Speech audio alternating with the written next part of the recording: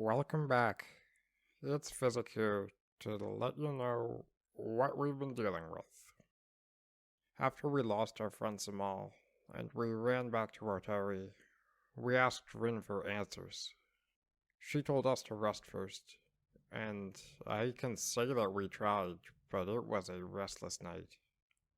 I tried to sleep, but I tossed and turned. I saw chaos in my dreams.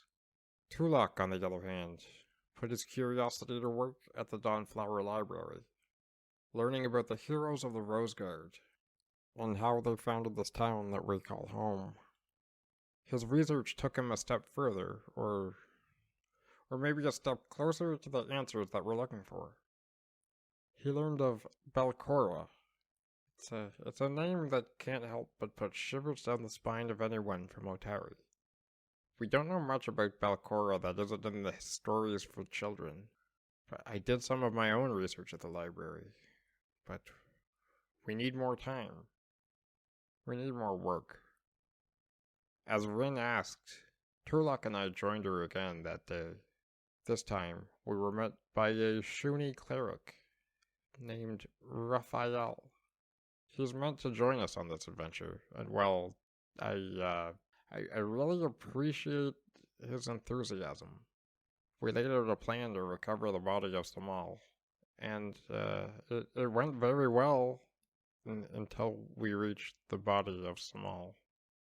The corpses we had run from before came at us, and we fought back. One of them even dropped dead, like more dead than before. But then a creepy blue light came from the other. We kept fighting, but before we knew it, the blue light was on Samal. And then it was in Samal. And then Samal's dead body stood up.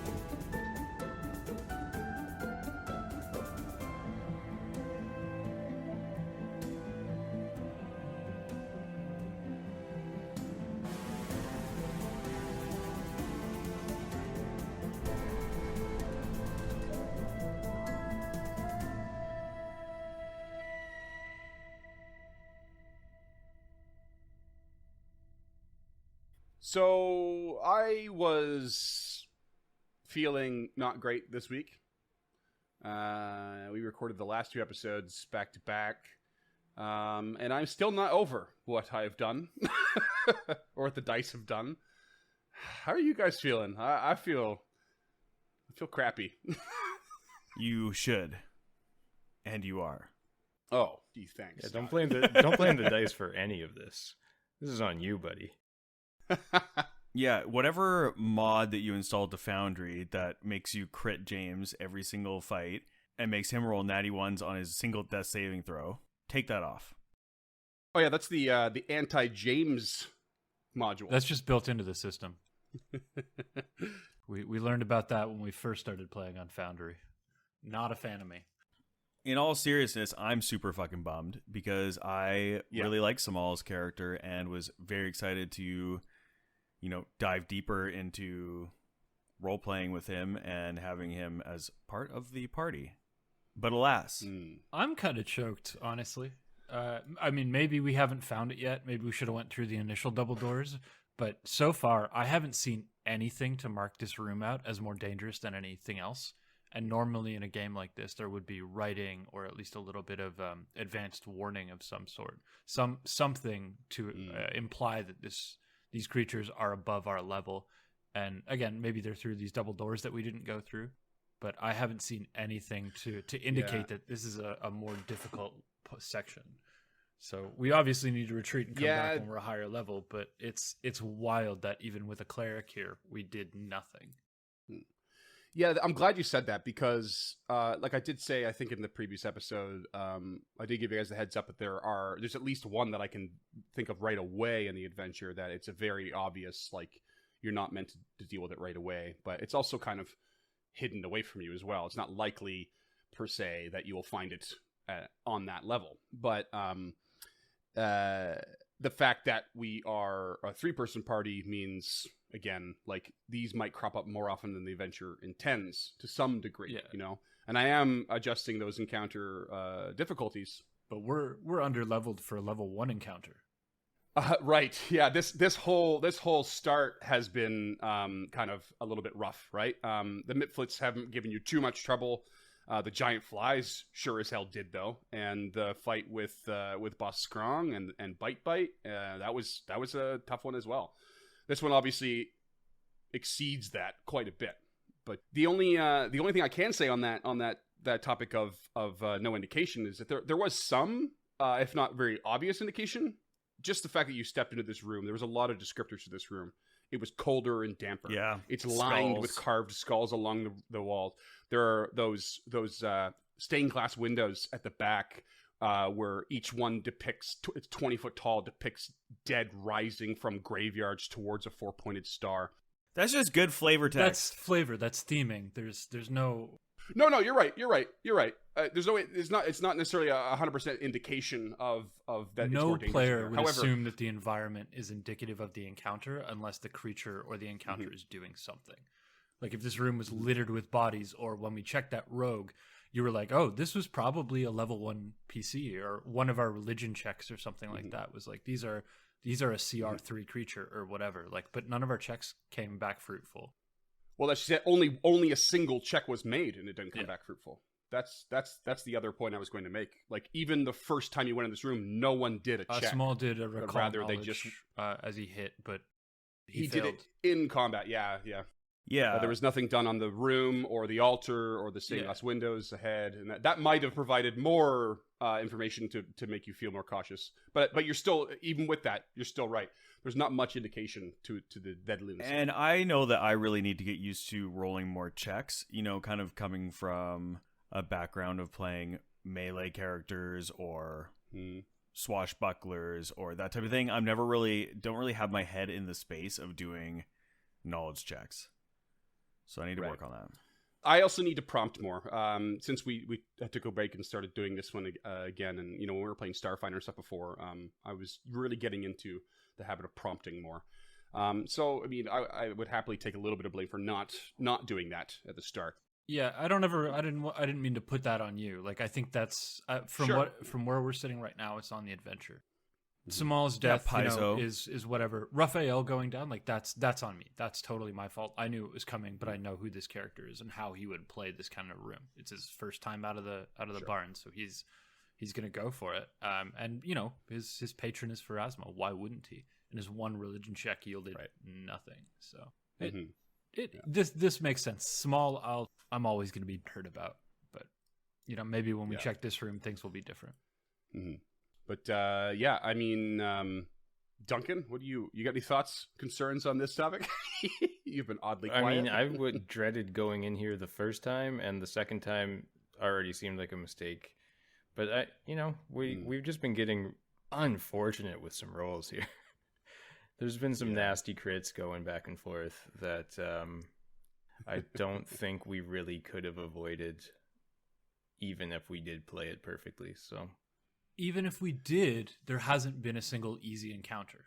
Like, at least in RPGs, there's supposed to be a scaling level. There's supposed to be fluctuations. We have not encountered anything that was an easy encounter that we didn't prep for, which is wild to me. Like, there hasn't been a CR1-8 encounter here. There hasn't been a CR1 half. There has to be, like, CR1 and higher only. Otherwise, we just suck at this game. We might just suck at this game. To be fair, the 1/8 and 1/2, those very much come from previous editions and 5e. That's not really mathematically not an applicable term for how 2e works. But you're right. You are more or less right. Fighting the original Mitflits was not it would have been one of the lower CR fights for sure. but it was also a little more dynamic because you couldn't see them. They were in the rafters, and there was all this extra shit happening. So that made it a little bit more difficult. But yeah, you're kind of not wrong, and as balanced as the community around Pathfinder Second Edition, says the math is. They say it's really tight, and it's that way, across many levels, if not the whole range. One thing is for sure is that the earliest levels are often the most deadliest, no matter what, because you have the lowest HP at that point, and you have far fewer things in your tool belt to use, and that's what usually helps you survive or overcome is the versatility, and you lack that right now. And we're doing, because there's only 3 of us, the extra archetype, but that doesn't kick in till level 2, so essentially it's just 3 of us right now. Yeah, we're like I've been saying since the beginning, we're under-leveled. We should have started it at level 2, and I'll stand by that for the next adventure we play. If there's only 3 of us, we should be starting at level 2, because clearly we can't handle it at level 1. I think we'll see a shift for sure, and I hope that this sort of, as it stands, just sets a tone for this adventure. It's a lot of tight quarters, it's a lot of gnarly monsters, it's a lot of this, that, and the other, and unpredictable, and that lower party is going to be more deadly no matter what. But I think you'll see a shift as you level up in your ability to handle these extra dangerous situations. But I mean, moving forward, I feel like, at least on my end, bit of a lesson learned, prompting a little more warning when I know for sure. I knew this was rumored to be deadly. It's definitely turned out deadlier than I thought, and so that is a good thing for me to know now and going forward, because like I said again from the beginning, I was never really quite sure how 3 people was going to work out, and I did toss around that idea of starting at level 2 and whatnot. But and we even tossed around the possibility of playing with dual class variant, right? Well, that would have we would have been leveled properly, even if there was just more shit that we could do. It would have expanded our tool belt, I think. But, without the archetype at first level, we don't have any advantage here. Yeah, you're not wrong. You're basically, despite the fact that I've changed the encounter difficulties with some exception, you are more or less at a disadvantage being down a body. Yeah, we're down 3 actions a turn. But speaking of that, it'll be covered in the recap here, but I'm just going to do a quick relay of the most recent events and actions. Ruffphael went down thanks to the Deathlight ability of the corpse to the northeast.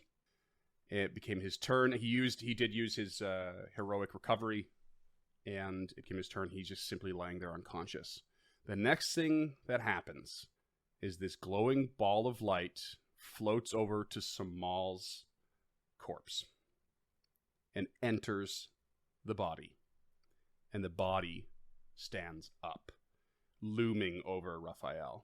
This slightly extra gaunt look to Samal's face, one eye closed, the other one lolling to the side, his head also to one side, jaw. I'm gonna cry. And this shimmering blue light emanating from his mouth. And his body steps over and down towards Physic and attempts to grab him. With a 15 against your Fortitude DC. 16, so yeah, that's a fail. Reaches out to you in this unnatural, terrifying fashion, and you probably just scuttle backwards a bit, and it just barely misses, and the light in his mouth grows a little bit brighter, and you hear a voice and words. And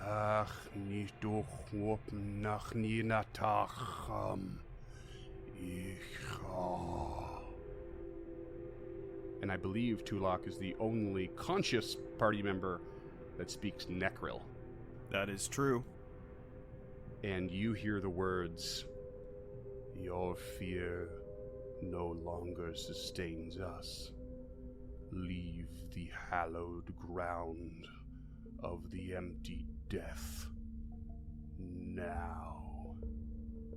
And it's Tulak's turn.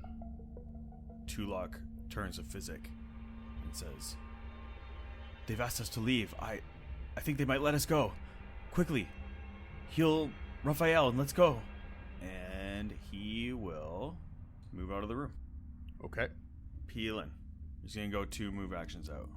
Originally, I'd planned to magic missile the north one and then jet, but if that's an opportunity, I'm not gonna start fighting again. Okay. Physic. So I will take those dead bodies at their word right now and just heal Ruffphael and get the hell out of here. So I'll drop an elixir of life on him. For full healing 6 HP back, that will be Nice. 2 actions, and then for his third, he will stride 25 feet away as fast as a stride can possibly entail. Okay. Ruffphael, you suddenly jolt awake, seeing Physic administer this elixir of life and get ready to hightail it. And you hear for the first time the voice as well, and the corpse in the back speaking Necrol also.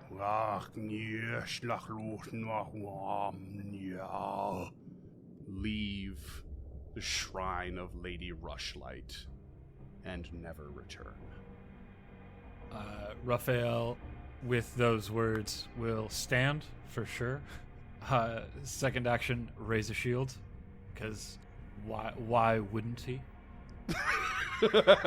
Yeah. And the third action, he is going to stride out of the room, just kind of reeling. God, I thought you were gonna attack them for a second. Yeah. Another heal burst. I mean, he needs it, but he also needs to get out of the room. Are we still in combat order? I am gonna say no, but I'm also going to emphasize maybe you guys want to close those doors behind you. Yes. Now that you have the freedom to do so. I was gonna say the same. Yeah. Okay, good. It's my attempt to prompt right there. So Ruffphael closes the door he's standing in front of, and he drops his shield, just kind of panting. First thing, can I do a religion check on what was that they mentioned? The Lady of the... They mentioned Empty Death and Lady Rushlight. Can I do a religion check on that? Heck yeah, you can. I'd like to do the same. Or I'll aid. You roll a 14. That's not an aid. And Ruffphael, you have heard this name before, but you're not sure who or what it applies to. But you feel like you've heard about it as a name that is given to something that is worshipped by several creatures, including will-o-wisps.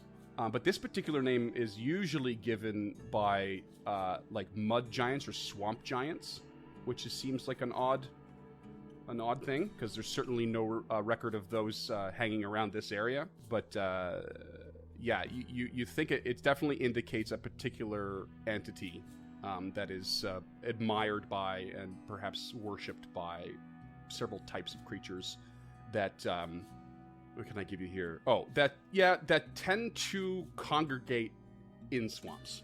So there's something very geographically important about it. Swamp gas has got it.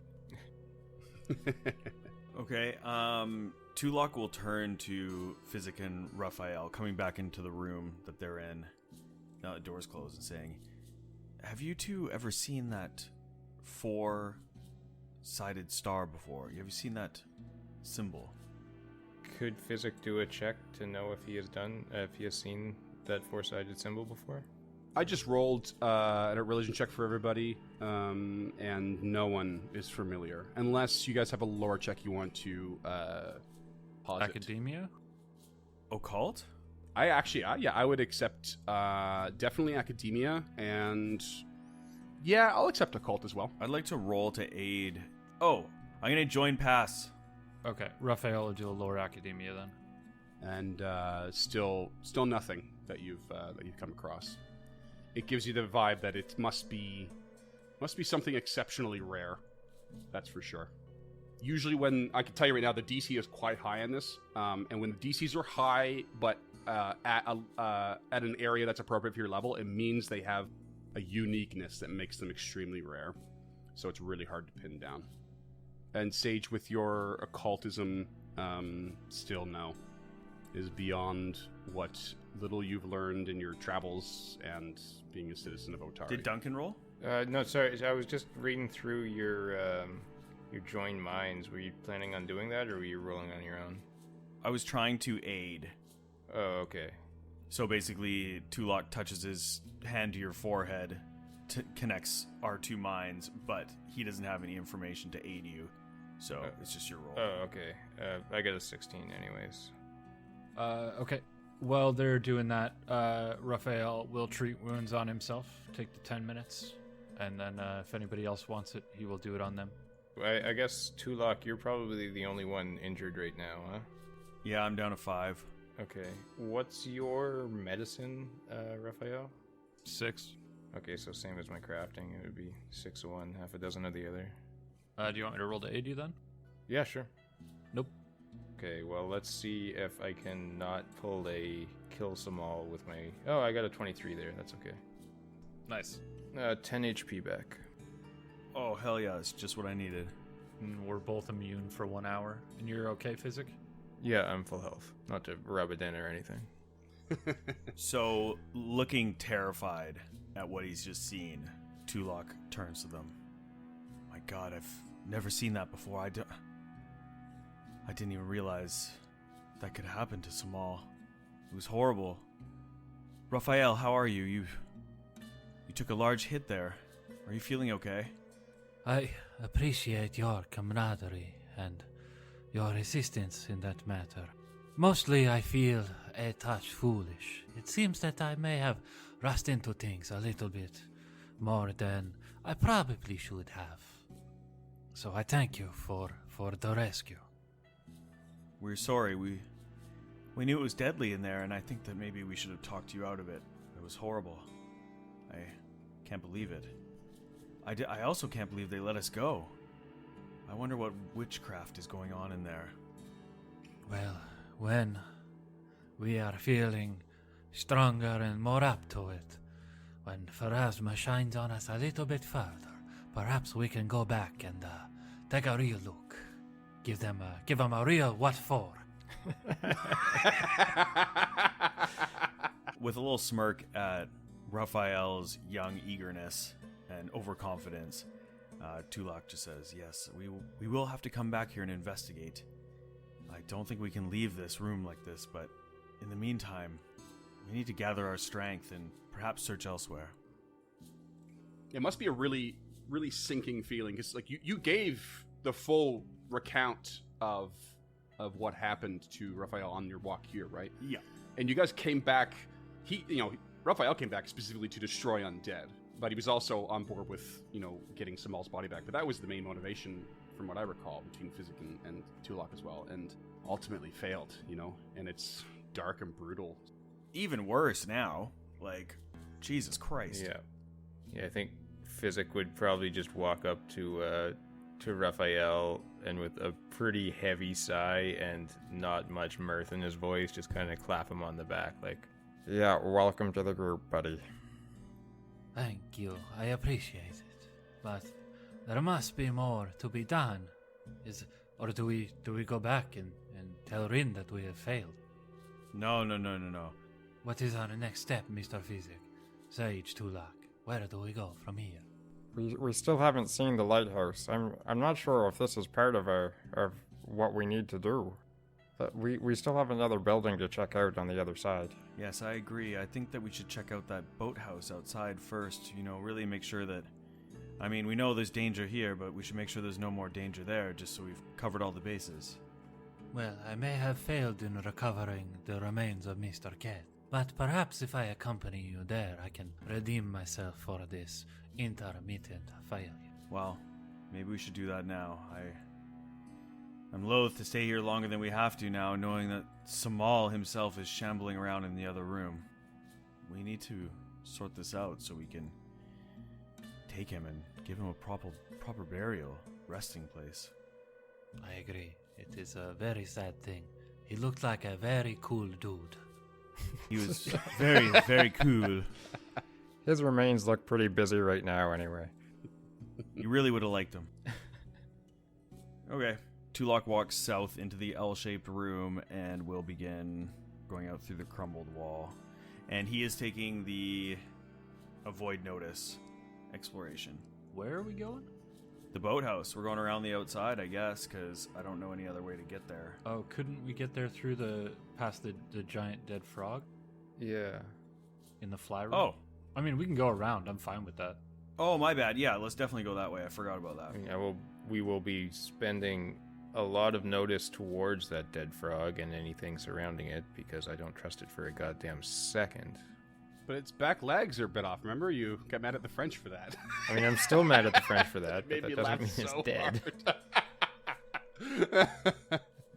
hard. Has anyone else noticed that there's really big animals and bugs and shit here? Like, there's a huge frog, there's a huge maggot, there's a huge flies. Oh, yeah. Yeah, it's definitely been a theme. Ruffphael will take the defend action as well. Okay. Fizzy, are you taking any encounter action? Void notice as well. Can we do a check on this frog to see why it's so big or something about it? Or Yeah. is it got like steroid needles next to it? Roll me an Arcana or Nature. It's a Recall Knowledge, so tell me which one you'd like. That's gonna be an Arcana for me, dog. You got a natural 20. Hell yeah! You can tell that caustic mucus is around the bite area. And that, to you, indicates it was likely bitten by a drake. But it's also likely the drake gave up on the frog because of its toxic skin, and probably thought twice about eating its meal. Oh, so that's perhaps where the Mitflits were getting their poison. Ooh. And you also notice the body start to wriggle from the inside. And out from the busted, bitten, open end pops one of those giant maggots that you fought in the hallway.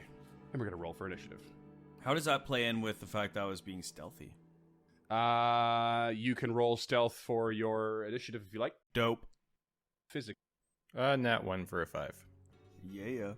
Sick. Good time to roll in that one. Ruffphael. Yeah, I suppose, eh? Ruffphael got a 12. Ruffphael got 12. 11 for Tulok. Very good. And looks like the giant maggot's going to go first. He rolled big. And it will move over towards Tulok with its first action and attempt a bite with its mandibles. For 21 to hit, That'll hit. and you take 6 piercing damage, and it uses its last action to grab you. Is there a save for the grab or no? No, it's an automatic effect from its mandibles, from the hit. Got it. Yeah. And from behind the wall comes running a little Mitflit. Oh, Takatai! And spots you and is going to sort of panically run around and shoot a dart or throw a dart at you as well, which is a 15 to hit. Miss. Oh, I'm grappled. Meat to beat. Fuck. Oh, snap. You take 3 piercing damage. And Ruffphael, you're up. First action, raise that shield. Second action, he is going to cast Forbidding Ward on Tulok and the maggot. Okay, what's this do now? Oh, hell yeah. So essentially, Tulok gains a +1 to his AC saving throws versus the other creature. Okay, cool. Tulok, you can attempt to escape. Okay, how is it? So it's an athletics check to attempt to escape? So it's athletics, acrobatics, or an unarmed strike that does not do damage. And it's against this creature's athletics DC. Oh, okay.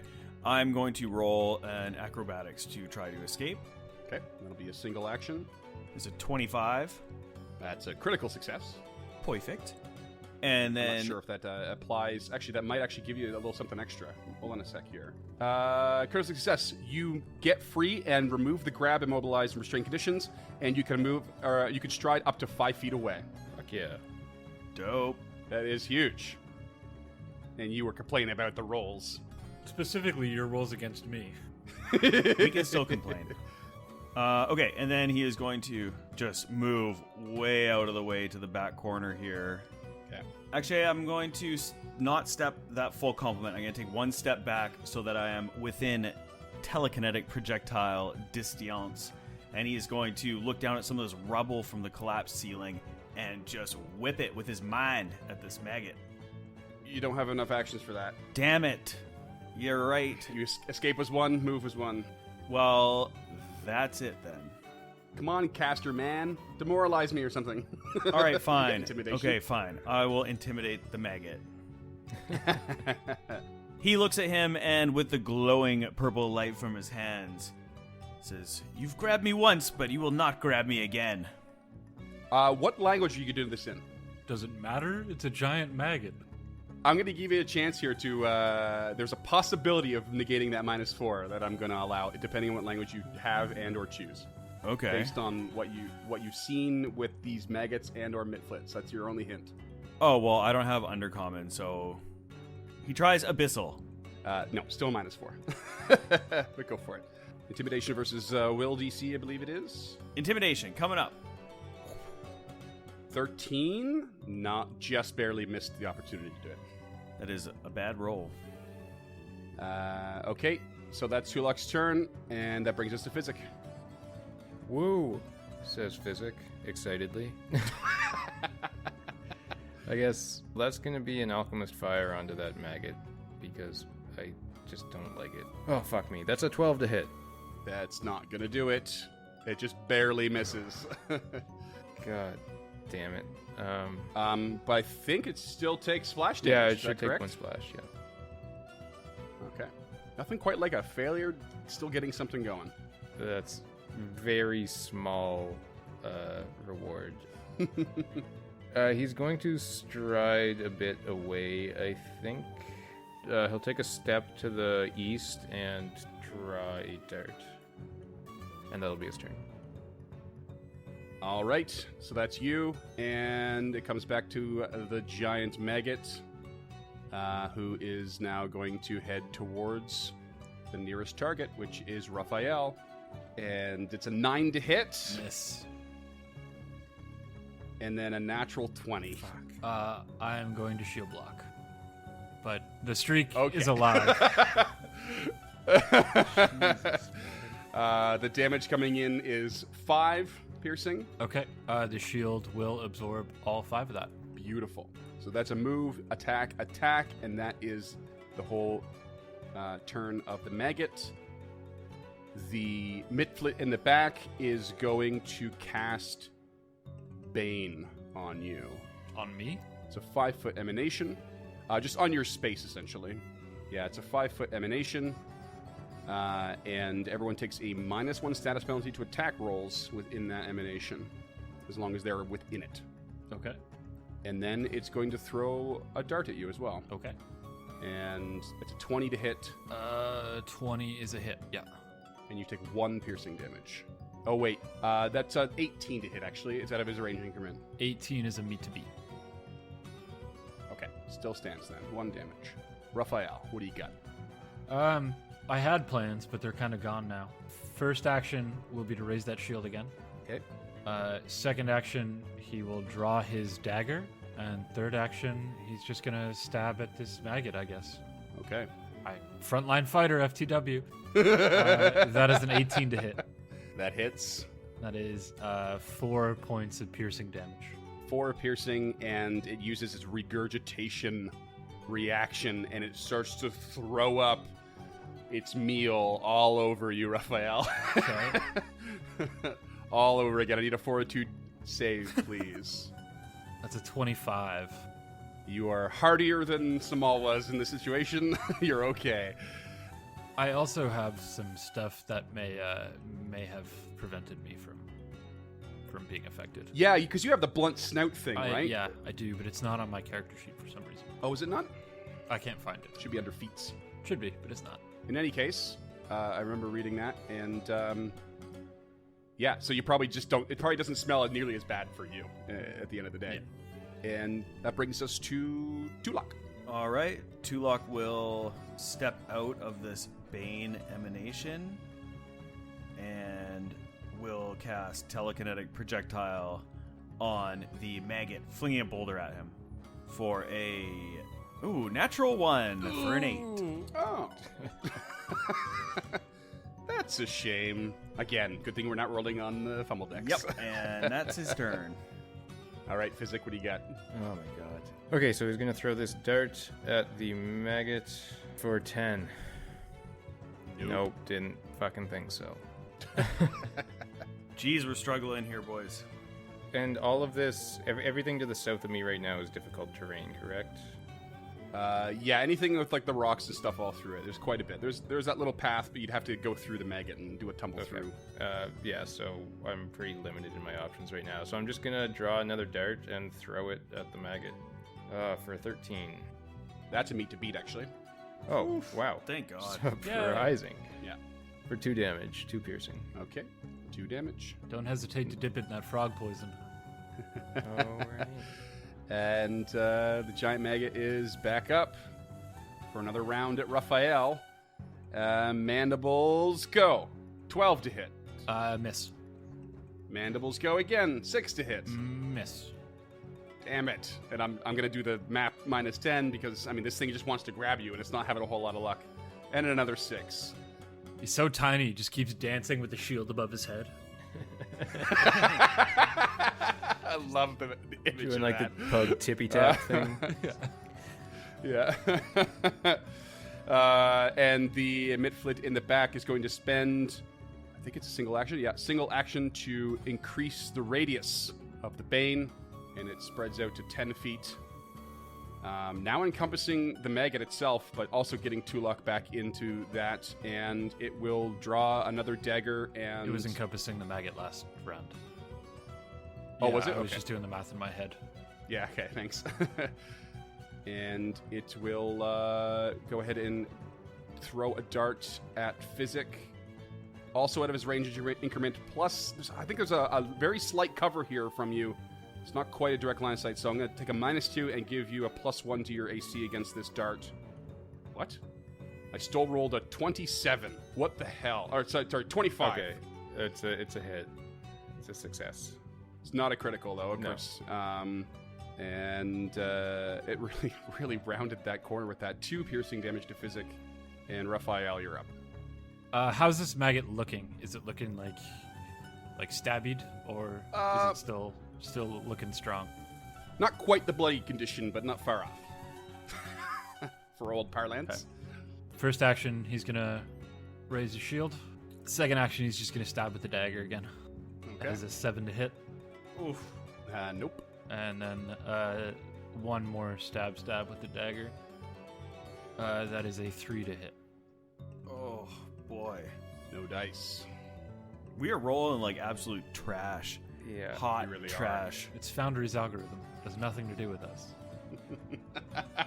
All right. Get your dice out, boys. Tulok, what do you got?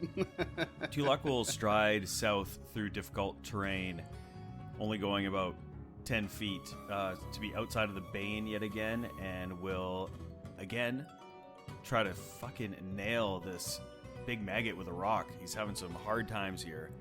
It's an 18 to hit, That hits. and that is going to be 7 points of damage. Oh, that's a good hit, yeah. But it pukes up more of its meal now that its reaction is returned. I need another fortitude from Ruffphael. Oh. Blah, more frog all over your face. Frog all over your face, kid. Blah, blah, blah, blah. That is a 21 from Ruffphael. All right. Ruffphael cannot be thrown off by bile and pre-chewed food. No, he doesn't smell it. Physic, what do you got? Well, much like a drunk man that is both a professional athlete and a barfly, I'm just gonna keep throwing darts. Okay. You remain the darts champion at the Rowdy Rockfish, but that's mostly because no one goes there. Well, given my roles previously, I would imagine I'm the only one playing darts because I'm just like pegging people in the head with them all the time. Jesus Christ. Oh, actually, that's a natural 20. Hell yeah, buddy. Nice. Let's go. All right. Get 'em. All right. Get 'em. Okay. Oh, for 4 damage. That's exactly how much hit points it had left. Yes. Successful crit, no matter how low.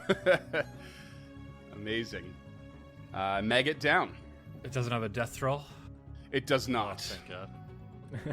And anything else from your Physic? I guess the one action left, he will ready another dart suddenly full of confidence in his darting abilities.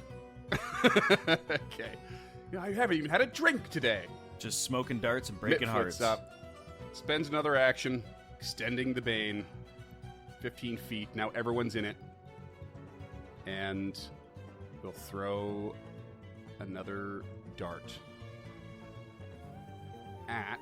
Who should it do at? Let's see. I'm going to roll d4. 1 to 2, it's Physic. And 3 to 4, it's Ruffphael. It's going to be Ruffphael. Still out of the range increment. So singing -2, so it's at 17 against your AC. No, sir. No, sir. It'll grab another dart out and ready itself. Ruffphael, now's your chance to take this little bastard down. Yeah, so Ruffphael's going to stride. So he'll stride the whole complement of his movement. He will raise his shield, as I want to do. And then he will throw that dagger at the Mitflit. Okay. Oh, nice. All right. Let me just make sure am I out of that bane? You are. That is a 15 to hit. That's a meet to beat. That is 4 points of piercing damage. Do you add your dex to a thrown weapon in this? You don't. You do not. You add your strength. You add your strength. Yeah. All right. 4 damage. Tulok. Tulok will stride through difficult terrain towards the northwest and will attempt to cast a river rock at this motherfucker's face. 22 to hit. Yeah, that's a hit. 8 points of bludgeoning damage. Nice. And tell me how you brutally murder yet another Mitflit. Yeah, he just peels up, gets back into view. Oh, yeah, okay. Even with the bane, I'm still fine. Sorry, I forgot about that. Yeah, so he peels up so he can see him, looks at a river rock, and just casts it right at him. He takes it in the chest and just falls back into the marshy, muddy ground. Brutal. And his body slumps into that marshy, muddy ground, hits the little bank of water that's nearby, slides into the water, and then it's not long before something starts to rumble out of the water, and you can see the body just get pulled down. Like something was just waiting for its next meal. And combat's done. Well, all right then. Piece of cake. You're not scared or nothing, are you? Oh no, It's nice to finally have an easy combat. Yeah, Tulok looks like shit. He's just like kind of bleeding out of his nose. Just rubs it off on his cloak. Do you need healing? Yes. Okay, I can't treat wounds, but I can give you the healing potion that's on my bandolier if you want. No, that's okay. I've got my own. Okay. I also have 1 instance of heal left for the day, but I kind of want to save it. Very fair. Tulok pulls out a healing potion and suckles that bad boy down. Nice. Not bad. 6 points. You doing okay there, Physic? Yeah, I still. Actually, I'm down by 2. I'll just treat wounds on myself. That's fine. Okay. So close. Not that, like, I mean, if I roll 2d8, it's mathematically impossible for me to not be at max health right now, anyways. Yeah, that's fair. So I'm following your lead here, Tulok and Physic. Should we make our way out down yonder river towards the boathouse, or? Yeah, I think so. Tulok is not fully healed, but I got another healing potion if you want it. Yeah, I've got a few I've got elixirs 2 of life more. as well. We are a heal heavy party right now. Yeah. all right. Well, he'll just slam back a second one of his healing potions. Okay. Like my plan with Ruffphael is to just always have one on him that he hasn't used, and then he can just like have it in case anybody needs it, and then when we all get hit in the next combat, I can blow that last heal. Okay. Well, he's looking pretty good now. He got another 5 more, so he's sitting at 14 out of 15. All right, and he will kind of drop back down, cover himself a little bit with his cloak, and then just avoid notice as he creeps past this giant fucked up frog and towards the riverbank. Skirting close, I might add, to the outside of the keep. Sorry, metagaming a little bit here, but would you let Ruffphael know that this is kind of where you had stopped exploring? Yeah, Yeah, because it's Samal that saw all of the extra stuff and told you guys about it. You guys haven't actually seen the boathouse and stuff. So he turns to Ruffphael and says, Ruffphael, be aware. Obviously we haven't gone this way yet, so watch out for enemies. They shall be lurking near. And with that warning, I will take the spam the spell action and detect magic and stay pretty far in the back. Is that what it's called? Spam the spell action? Yeah, I think that's the Latin name for it. It's called repeat a spell. Spellus spamitis. All right, so you guys make your way around ye old building on the outskirts here, probably being very careful next to that water. Yeah, back, like literally back to the wall, just sliding with one hand on it, just sliding his way across. And as you turn around the corner, you see the boathouse that Samal had warned you about. The southern portion of this boathouse has a stone wall that has been collapsed into rubble and exposes what remains of other sort of boathouse elements. The shelves and boats within have decayed into heaps of rot and moss, and the embers of a relatively fresh campfire smolder nearby. Much of the wooden pier, if you peek around the building, has collapsed into the swamp, leaving about 10 feet of moldy, soggy boards slumped against ancient wood pilings. A rowboat tied to pilings looks much more recently built, however. Looks reasonably fresh and usable. Okay, Tulok continues north. Can he see anything in the boathouse of... Is there any creatures around, or... Nothing that you spot or hear, just the general noise of the swamp for the moment. Anything that I feel or pick up on? No magic. Could physics search the fire? You said it was smoldering, correct? Yeah, some smoldering ash left. Okay. Smoldering ash. Sorry. I'm just picturing Physic walking up and just like reaching in and grabbing a coal. Stove is hot. Do we see any footprints on the ground at all? Let's see. Let's see if you do. You do not. My survival's shit. I don't know about you guys. Not great, but I can look. He did grow up in and around Otari, so that was an open roll. It probably should have been closed, but it was an 8. No, you don't see anything. Well, how about a 7 then? Oh, in that case, we combine those two. You still see nothing. Well, all right. And there's nothing, no items, no like tackle boxes Nothing. sitting in this building. I mean, what bits and pieces are that you would expect in a boathouse? If they're there, they're crumbled and useless and destroyed. So nothing of value for sure. Tulok's walking through the boathouse, opens a couple doors to the outside of the boathouse, and he's looking. What? So this building that's to the north of them, what is that? That's a good question. What is that? Well, what does it look like? So it's like it's an extra. So the whole main ruin proper is on a larger island, and this is on a smaller island just north of it. And there is a bridge that spans the watery gap between them. And it's a single-story building, and it is sitting amid thick reeds that grow all over the smaller island. But that's it, just a single-story building.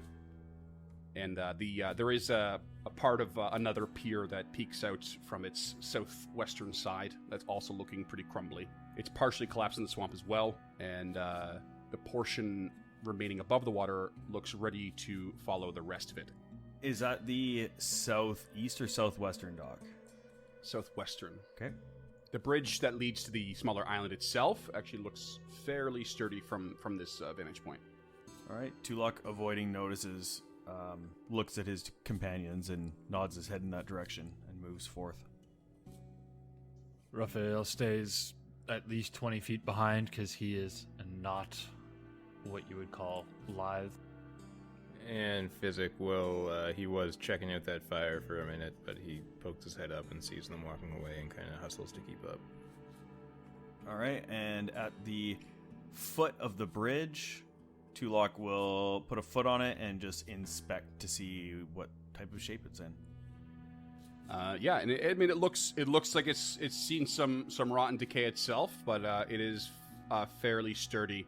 So he holds his hand up to his party members, kind of warning them to stay as he slowly walks across the bridge, checking to see how sturdy it is again, making sure that he can walk across, and then once he gets to the other side, he motions for them to follow.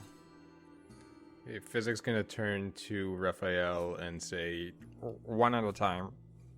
and he will start striding across the bridge and wait at the other side. Yeah, you guys make it across one by one without any problems. And Tulok has moved up to the doors, looks like double doors there, and is going to listen inside. And invites anyone else to, too, because his perception is shit. Yeah, you don't hear anything. Who would have better ears, a goblin or a pug? My perception's fine. I would imagine yours is the highest of the party with your higher wisdom. It might but be, are you only trained or are you expert in? I have no idea. Trained. I don't think you can be an expert at level 1. I think monks can. I could be wrong, but I think there might be one or two classes that can be. Alright, so I will roll a perception as Okay. he walks up to the door, and he's listening at the door while he's continuing his somatic components for detect magic, so he's hearing and trying to sense the air as well. Tulok gets his ear to the door and doesn't really hear anything. But Ruffphael, you got slightly keener senses, and you hear what sounds like maybe rummaging? Like someone or something is rummaging around in the room, through whatever it is that is in the room. There's a sweet sentence I just formed there. There is most definitely someone or something behind this door. Do we know anyone else who is here? Or do we think it's one of them gremlin goblin folk that you so effortlessly disposed of, Mr. Sage Tulak? Physic will be visibly offended by that comment. There were definitely gremlins.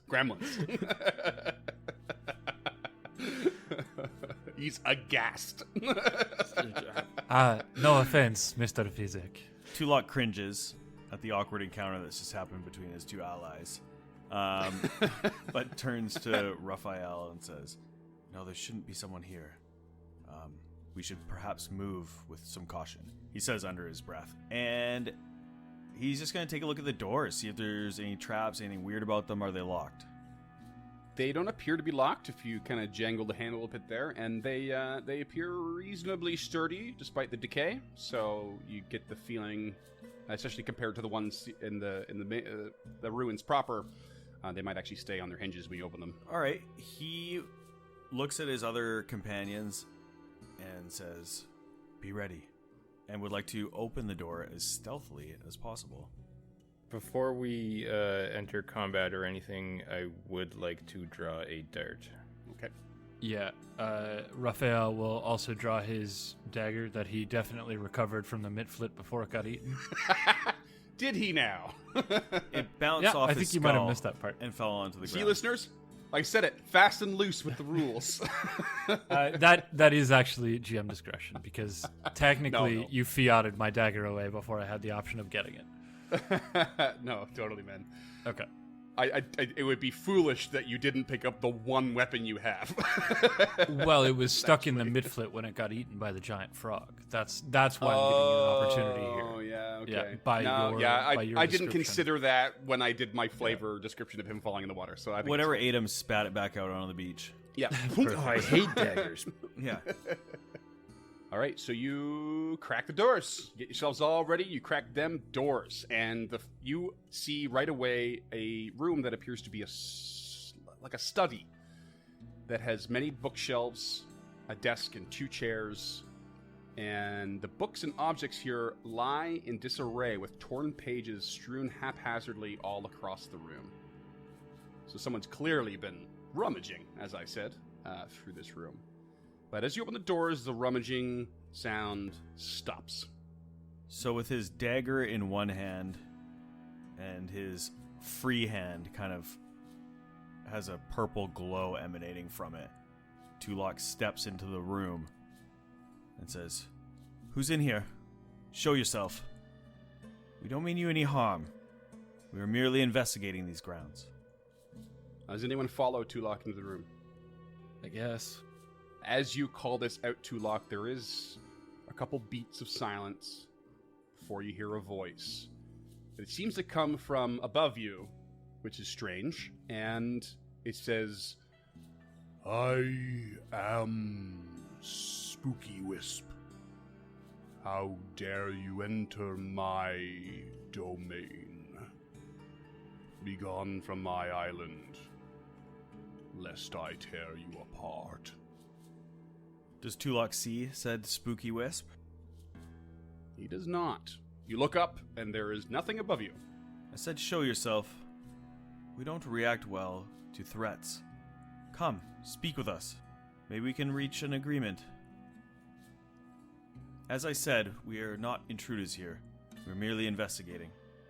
A couple floating lights come out from behind a book on one of the shelves. It starts sort of dancing around the room, and they give you an eerie sense of those balls of light that you just ran away from, essentially. And the voice suddenly comes from down the hall and says, "You should fear the wispy ghost.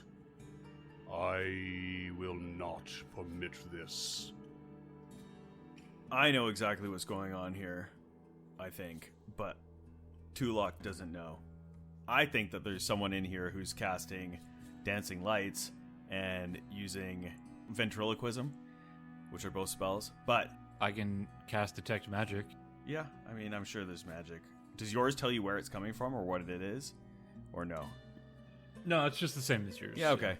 Tulok will step further into the room and say, "Show yourself. We need not quarrel. Perhaps you can tell us of the other wisps here. We've already lost one friend. Come and talk." And I'll cast Detect Magic while he's doing that.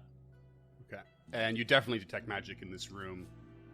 If you wish to stay alive, Spooky Wisp offers you only 2 ways out. Leave, or retrieve the shiny from the blank-faced doll. Where is this doll you speak of? It is in the room of broken glass. It is down the way. Down the hall through the doors, the blank-faced doll. If you are so powerful, why can you not retrieve it yourself? This is none of your business. It becomes very awkward. Yeah, all of a sudden I wanna- in its cadence. What can I roll here to figure out what's going on? I mean, I don't think this is a will-o-wisp. I think there's someone fucking around. I don't know exactly how or why, but like, can I do some sort of sense motive? I want you to roleplay a little bit more and give me a sweet diplomacy. That's what I want. Okay. If we do this for you, what will you give us in return? Information? Your lives is not enough. And it goes without saying that every time he speaks, it comes from a different direction. I don't think you can take our lives. It's not a bargaining chip that I will give you. We shall see if you bring me the shiny. Roll me a diplomacy. Secret? No. Open that up. Yikes. It's my best one, and I just rolled a natty fucking one. No. Dude, come on, man. What? Whatever is in this room does not present itself to you, but rather just maintains its stance to on the threat of killing you, but wants you to go retrieve this shiny and will not parlay any further on the matter. That's such a pain in my ass. You're down such a great path with it, too. I thought that was going to go so well. Mr. Sage Tulok, as a cleric dedicated to the Lady of the Graves, if this is a wandering spirit that needs the shiny, I would be honor and duty bound to assist it return to her in the endless boneyard. I think I don't have a choice but to attempt to help this posited spirit. Okay. We shall go and look for you, spirit, and we will talk when I return. I don't care for ghosts. He whispers to Tulak as they're walking by. And the voice is like, ooh. Like, actually does that. Mr. Ghost, is it this one or is it the next one? The double doors, you fool. They're both double doors, you ghost. You are wrong. It's actually 2 single doors. There is a wall between them here. While they're walking down the hall, is there anything noticeable in this pile of books around the floor here? Something that may give some kind of hint as to what's going on here? No, it's such a mess in here that you'd have to spend some time, some proper time actually sifting through all the books and papers and everything just strewn about. Okay. So at a glance, nothing. I guess we open the doors. Yeah, still avoiding notice, or going back into avoiding notice, Tulak will open said door. I will keep the defend up and let you open the door then. Okay. You crack the door down this short hallway, and you see that it takes a pretty sharp turn to the south. And you see 4 tall paintings that are covered in layers of mold and decay, severely damaged. They are each 5 foot tall, and the damage sustained over time is irrevocable, clearly due to moisture dripping down from leaks in the roof. The first portrait, however, seems to depict the city of Absalom in flames, with ghosts rising from its streets. There is a bronze plaque that reads, "So shall the fools suffer." The second portrait depicts Gauntlet Keep as it appeared before its upper levels collapsed, and its lighthouse emitting a pale blue light in which ghostly faces sneer and grimace. Its bronze plaque reads, "Let the light shine forever." The third portrait is shredded, and seemingly on purpose. The plaque reads, "The Artist at Work." And the fourth and final portrait depicts a smirking woman dressed in a long green gown. Its plaque reads, "The Lady of the Light." And there are some scratched characters on the plaque as well, but they're in a different language. Does anyone speak... Oh, wait. I'm not going to ask that. What are everyone's languages again? Shuni, Common, and Necril. Abyssal, Common, Elven, Necril. Nope. Abyssal, Common, Goblin, and Isoki. Nope. Well, then here's what I'm gonna do, is bust out a comprehension elixir. Yeah. Ah, nice. What would be the skill check on, once somebody takes that comprehension elixir? Because it's a decipher writing. The So society. you're doing a decipher writing, yeah, society check. Okay, so... I believe so. Okay, I guess I could take it. I get a +6 on society. I will again attempt to join pass with Physic and attempt to aid. Okay, well, hold on. Is that what the comprehension elixir requires? It still requires a check for that, eh? Yeah. So for the listed duration after drinking, you can understand any words you read so long as they are written in a common language. Okay. This elixir doesn't automatically allow you to understand codes or extremely esoteric passages. Okay, so if it was a code or an esoteric passage, that's when you would need to do decipher writing. Oh, okay. But let me just determine if this is a common language or not. Yeah, I think that would be our big hang-up here. And more importantly, would Physic know with the society check that it is common? It is not common. It is an uncommon language. So, I mean... Can I do a lore of academia to try and identify the language? Yeah, definitely. You get a 20. And yeah, you're reasonably sure it is Aklo. I think these characters, it could be Aklo, perhaps? Gesundheit.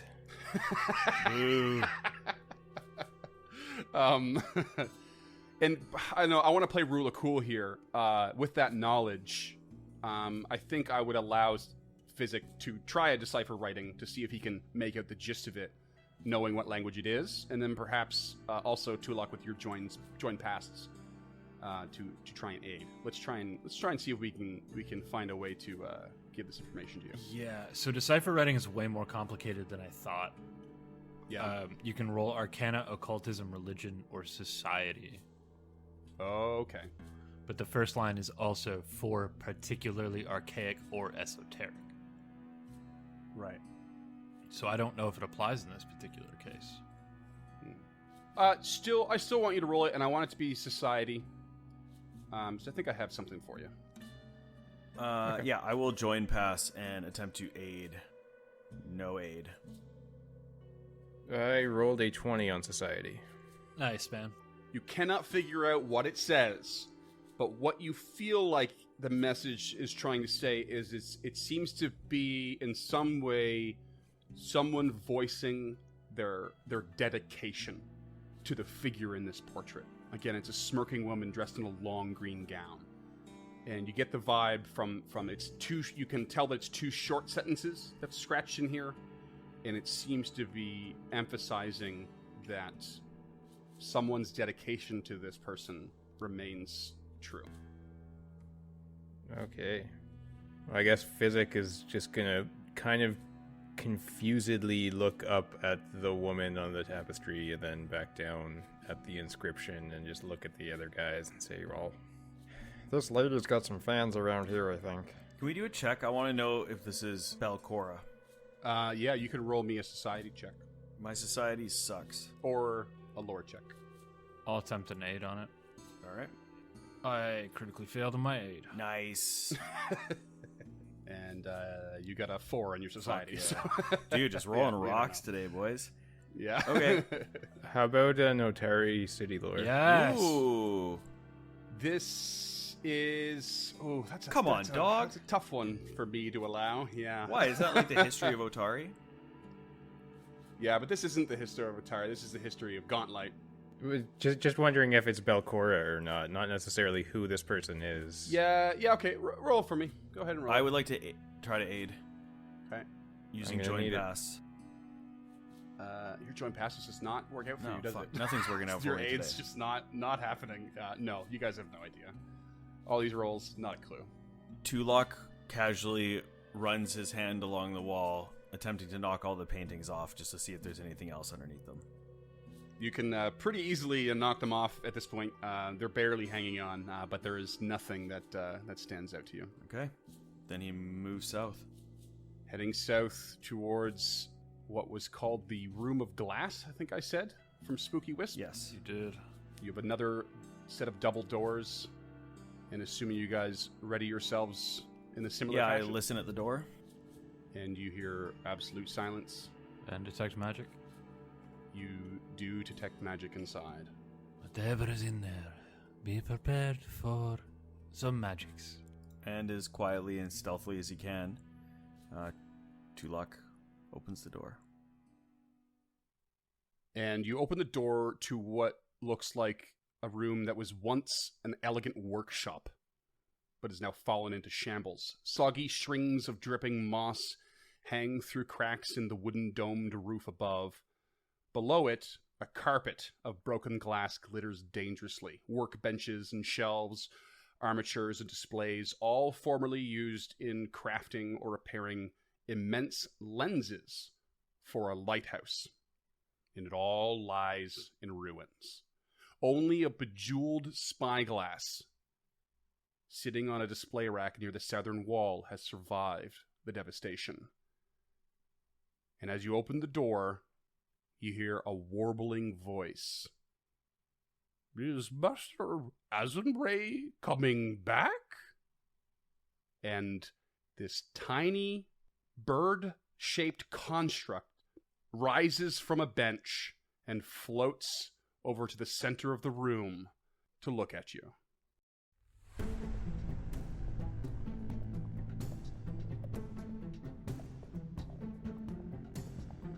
Stemming the Tide is an actual play podcast of the Adventure Path Abomination Vaults and is produced by the Uncharted North Network. Stemming the Tide uses trademarks and/or copyrights owned by Paizo Inc., used under Paizo's community use policy. We are expressly prohibited from charging you to use or access this content. Stemming the Tide is not published, endorsed, or specifically approved by Paizo. For more information about Paizo Inc. and Paizo products, visit paizo.com. Music is composed by Will Savino and artwork by Greyhood. Stemming the Tide is recorded remotely using Foundry Virtual Tabletop. If you wish to connect with us or support this project and projects to come, we can be found at unchartednorth.ca, patreon.com/unchartednorth, and on all major social media platforms. Links to all credits can be found in the episode description and our website. Thanks for tuning in.